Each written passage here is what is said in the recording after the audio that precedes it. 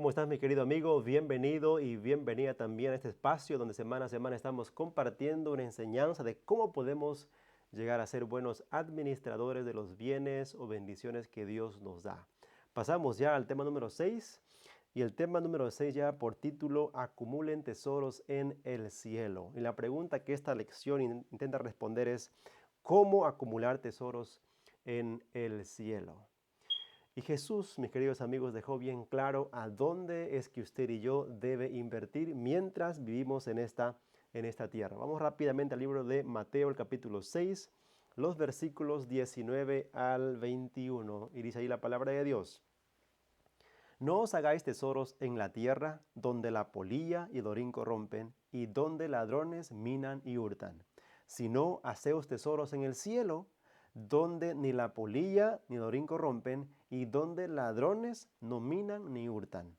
Pues donde esté vuestro tesoro, allí también estará vuestro corazón. Jesús fue bien claro, específico al indicarnos a dónde usted y yo como cristianos tenemos que invertir. Así que mi querido amigo, si usted quiere acumular tesoros en el cielo, debe hacer lo siguiente. Primero es creer lo imposible. Creer lo imposible así como lo hizo Noé. Noé vivió en un tiempo de mucha prosperidad. Noé pudo poner su mirada en la tierra y llenarse de mucha riqueza, trabajar para él y para esta tierra y para su familia. Pero él decidió obedecer el mandato de Dios. En el tiempo de Noé, su generación se había corrompido totalmente y Dios decide acabar con esa generación y con todos los seres vivos de ese entonces. Y Dios llama a Noé y le da un mensaje. Le dice, Noé, tienes que predicar que pronto viene un diluvio y yo voy a acabar con todo ser vivo. El mensaje de Noé no era popular. ¿Por qué? Porque hasta ese entonces nunca había llovido. Pero Noé tenía que predicar porque Dios le había dicho o le había mandado a Noé que predique ese mensaje para su generación. La gente no creía en su mensaje. La gente había tomado por loco a Noé. Pero cada martillazo que Noé daba en el arca mientras la construía era un mensaje de amonestación para su generación. Noé decidió pasar 120 años trabajando en la obra que el Señor le había mandado. Así que Noé pudo haber dicho, Señor, primero voy a construir mi casa, déjame llenarme de mi riqueza, déjame comprarme un carro, hacer esto, hacer aquello, amontonar para mí. Pero no, Noé decidió pasar el resto de su vida haciendo la obra que Dios le había encomendado. Y al final de la historia nos damos cuenta que aquel hombre y su familia que puso su mirada en las cosas celestiales, vivió. Y aquellas personas que invirtieron su tiempo en hacer tesoros en esta tierra, perecieron para siempre. Pero Noé, a diferencia de ellos, decidió hacer tesoros en el cielo y vivió. Mi querido amigo, si usted y yo deseamos acumular tesoros en el cielo, debemos en primer lugar creer lo imposible. En segundo lugar, tenemos que obedecer por fe, así como obedeció Abraham. Abraham recibió el llamado de Dios. Dios le dijo, Abraham, vete de tu tierra y de tu parentela a una tierra que yo te mostraré. Y Abraham se fue. Abraham salió, dejó a toda su familia, sus amigos, ¿no? Sus negocios y se fue a un lugar donde él no conocía. El primer acto de Noé, mis queridos amigos, o perdón, de Abraham, fue renunciar a todo lo que él tenía a cambio de lo que Dios le prometía. Para él la promesa de Dios fue mucho más fuerte y decidió dejarlo todo. Y salió, dice Hebreos capítulo 11, versículo 8, salió sin saber a dónde iba. Y por la fe él creyó que sería padre de multitudes, siendo que su esposa Sara era estéril. Y por la fe él recibió el hijo de la promesa, llamado Isaac. Y por la fe miró su recompensa. Como dice el libro de Hebreos, los patriarcas miraron por fe su recompensa, porque ellos no recibieron en vida lo que se le había prometido, Pero ellos por fe lo recibieron, lo miraron y lo saludaron, sabiendo que eran extranjeros y advenedizos y peregrinos en esta tierra, porque tenían su mirada puesta en una ciudad venidera, en una ciudad construida por Dios y no por el hombre. Así que, mi querido amigo, si usted desea acumular tesoros en el cielo, primero debe creer lo imposible, como lo hizo Noé. Segundo, debe obedecer por fe, como lo hizo Abraham.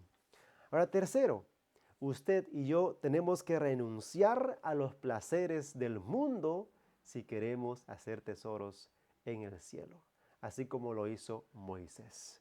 Moisés es un gran ejemplo en esto. Moisés renunció a ser el próximo faraón. ¿Sabe lo que significa eso? Moisés fue educado para llegar a ser el próximo faraón, pero renunció al puesto más elevado que alguien podía tener o anhelar en ese momento. Es como en ese tiempo si tú fueras llamado para ser presidente o para ser un rey de algún país. Renunciar a todo eso. ¿Por qué? Moisés renunció a toda la gloria y placer mundanal, escogiendo obedecer el llamado divino de libertar a su pueblo de la esclavitud. Moisés decidió participar de los vituperios de Cristo en vez de gozar de los placeres de este mundo. Mis queridos amigos, ese tipo de hombres, ese tipo de decisiones debemos tomar el día de hoy si queremos acumular tesoros en el cielo. Moisés consideró, dice el libro de Hebreos, las promesas de Dios como una mayor riqueza que los tesoros de Egipto, porque tenía la mirada puesta en el galardón, dice la palabra de Dios. Su motivación, la fe, le llevó a mirar justamente por la fe ese galardón que Dios le daría a Moisés. Y él decidió padecer juntamente con Cristo los vituperios, el insulto, el sacrificio, todo por amor a Cristo. Renunciar todo. Así que si usted, mi querido amigo, y yo queremos acumular tesoros en el cielo, tenemos que renunciar a los placeres de este mundo. Hoy en día los placeres del mundo son tan llamativos y son pocas las personas que deciden hacer ese cambio radical de renunciar los placeres de este mundo. Se requiere de fe y de valentía para hacer eso en ese tiempo. Como podemos ver hasta aquí, se requiere confianza y paciencia para que Dios cumpla su promesa en nosotros a su tiempo y a la forma de Dios. Porque lo que pasa cuando nosotros buscamos hacer nuestras cosas con nuestras fuerzas, nos metemos en problemas, nos equivocamos, nos lastimamos y también lastimamos a otras personas.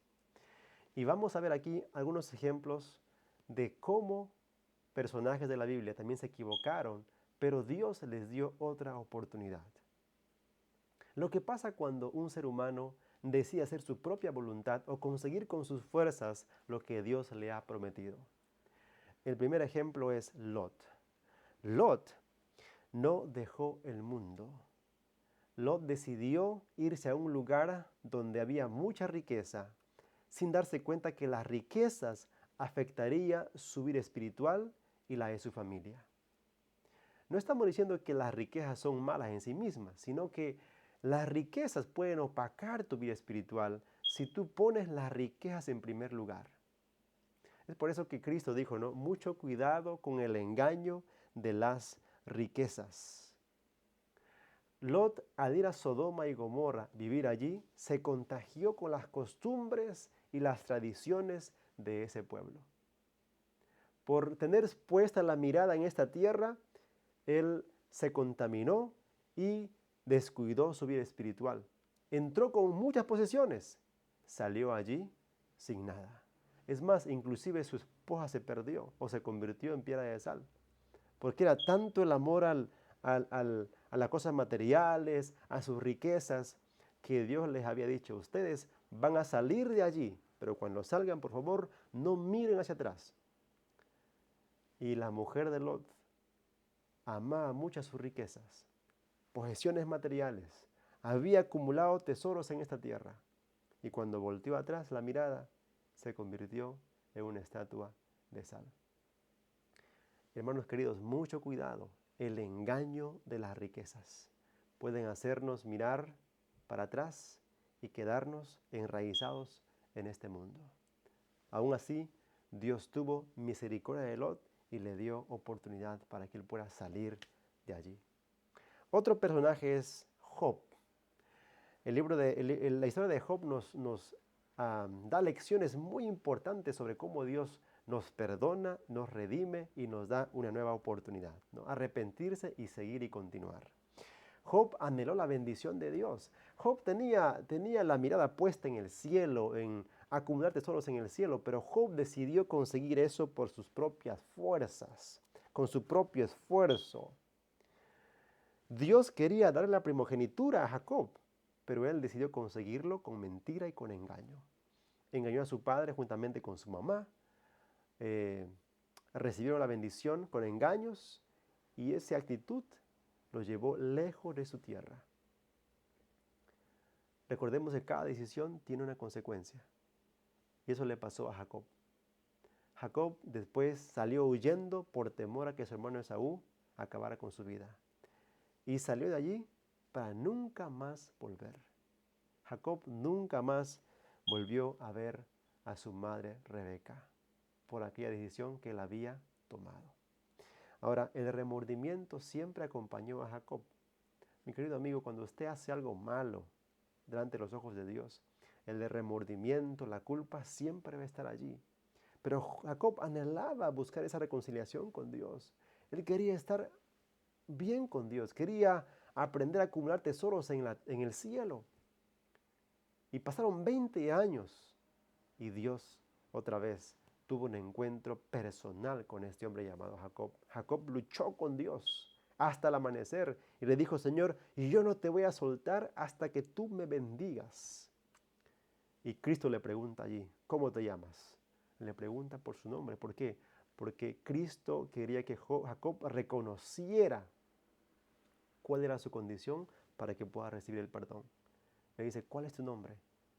Le dijo, Jacob me llamo. Jacob significa mentiroso, suplantador, usurpador. Y Cristo le dijo, a partir de hoy te llamarás Israel, ya no más Jacob, porque has peleado con Dios y con los hombres y has vencido. Jacob allí recibió la bendición y el perdón que estaba buscando. A partir de allí su vida cambió para siempre. Jacob ya no fue más el mismo. Ahora ponía su mirada en las cosas que no se ven. Igual que su padre Isaac y su abuelo Abraham, él decidió por la fe poner su mirada en el galardón. Mi querido amigo, qué interesante es saber que el Señor es un Dios de oportunidades.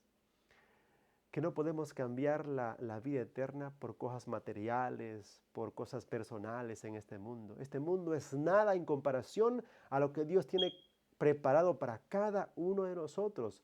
Pablo dice, cosas que ojo no vio, ni oído oyó, ni han subido en corazón de hombre, son los que Dios tiene preparado para los que le aman. Ahora tú me dirás, pero José, aquí tenemos que trabajar, tenemos que luchar para acumular riquezas y como que es bueno sentir que tenemos abundancia, sí, pero nunca olvides que todo lo que tenemos aquí se van a hacer nada, se van a acabar. Mira lo que pasó en Turquía, en Asiria o en Siria. Nos damos cuenta que las cosas materiales son nada, porque un terremoto acaba con todo, un incendio acaba con todo, un accidente acaba con todo, porque mientras estamos en este mundo, las cosas que tenemos un día se van a desaparecer, se van a acabar. Es por eso que el consejo bíblico es el siguiente, en el libro de Marcos capítulo 8, versículo 36-37. Escucha bien lo que Cristo te aconseja en este versículo. ¿Qué aprovecha el hombre si gana todo el mundo y pierde su vida?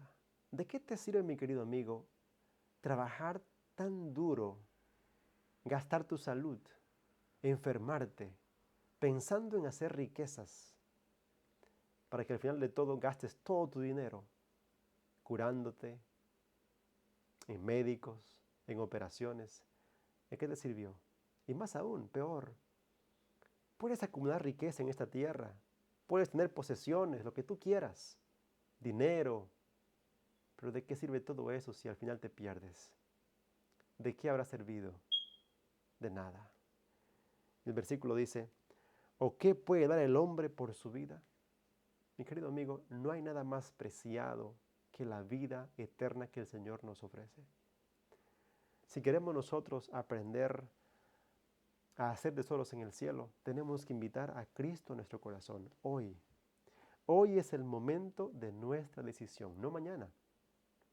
Así cuando Cristo venga, podamos estar listos para irnos con Él, porque habremos aprendido a poner nuestra mirada en las cosas que no se ven, porque las que se ven son pasajeras, las que no se ven son eternas. Así que mi querido amigo, te invito a que tú puedas invitar a Cristo a tu corazón, a que entre a tu vida y Él gobierne tu vida y puedas invertir, no en esta tierra, sino en la venidera. Que Dios pueda bendecirte, pueda ayudarte a creer lo imposible, a obedecer por fe, a renunciar a los placeres de este mundo y a dejar que Dios cumpla en ti su promesa a su tiempo y a su modo.